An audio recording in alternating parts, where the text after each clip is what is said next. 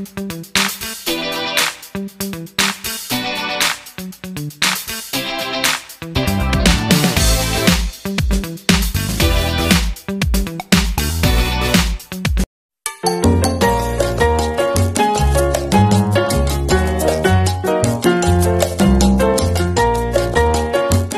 araw mga kalupa.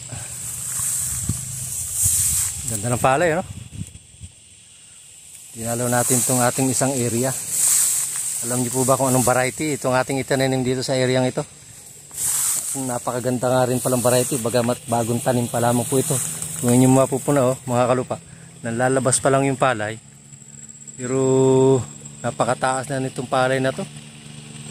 Yung nag-i-spray yung ating kasama doon sa bandang yun, oh. Yun. Pinasan pa? Yun. Nag-i-spray yung hanggang liig. Jesus, mga kalupa, totoo po na masakripisyo po talaga ang pagbubukid, ha? Totoo naman na talagang pinagpapawisan, pinagpapaguran po ng magsasaka po at yung bunga po mapupuna sa pag-i-spray pa ng pang-insekto ay talagang sakripisyo na. Kaya po napakahirap din talagang medyo risky rin po talaga dahil pagka yung po nag-spray tayo ng pang-insekto ay lason po yan.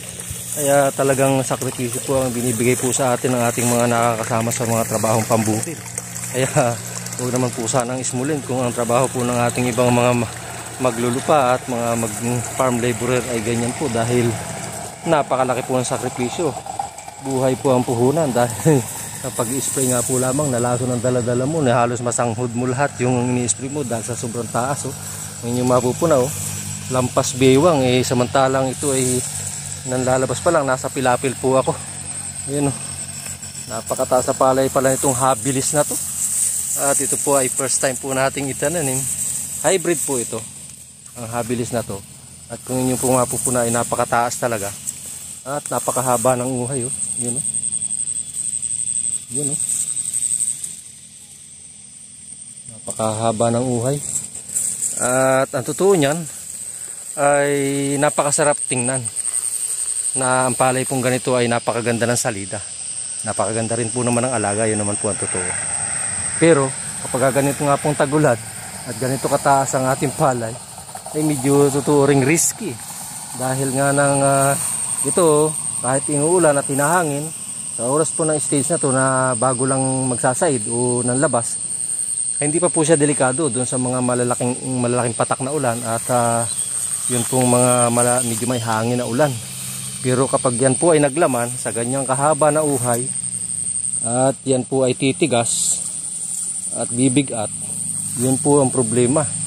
Kaya po talagang ang pananalangin po kapag ganitong panahon ng tag-ulan ng aming mga magsasaka ay totoo naman na tudo, sagad hanggang langit. Dahil nga po ng baka nga dumating yung isang malakas na bagay, wala namang anunsyong bagyo, pero matagal pa po ito. Aabutin pa po ito ng humigit kulang na 1 buwan o 3 linggo. Kaya ganun pa rin po, tayo po ay hihingi pa rin ng tamang ayudang magandang panahon sa Panginoon Diyos. Pero sa oras pong ito, ang ating pong habilis ay nanlabas na at malapit na pong magsaid. At napakaganda. Nakakatuwa. Maswerte po tayo, may mga area po tayo talagang napakaganda ng salida ng palay.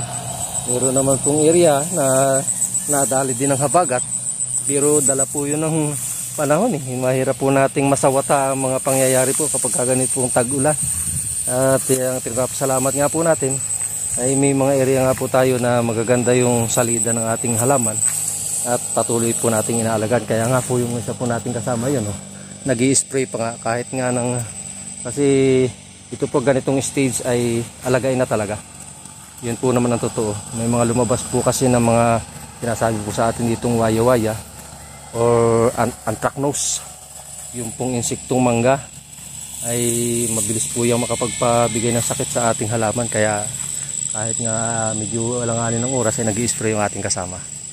So yun mga kalupa, itong ating habilis na nanlalabas at malapit ng lumampak ay yan ang itsura. Uy, thank you Lord. Ito po yung isa nating area na atin pong kasalukuyan pa rin inaalaga. Nagpapasalamat na rin po dahil sa oras pong ito ay nakikitang isang magandang halaman ang ating pumaabangan na magiging ani. Pero yun po'y patuloy pa po nating ipananalangin sa isang magandang panahon para po makita po natin yung isang magandang recovery sa habitus variety kung ating itinay na palay. Yan po mga kalupa.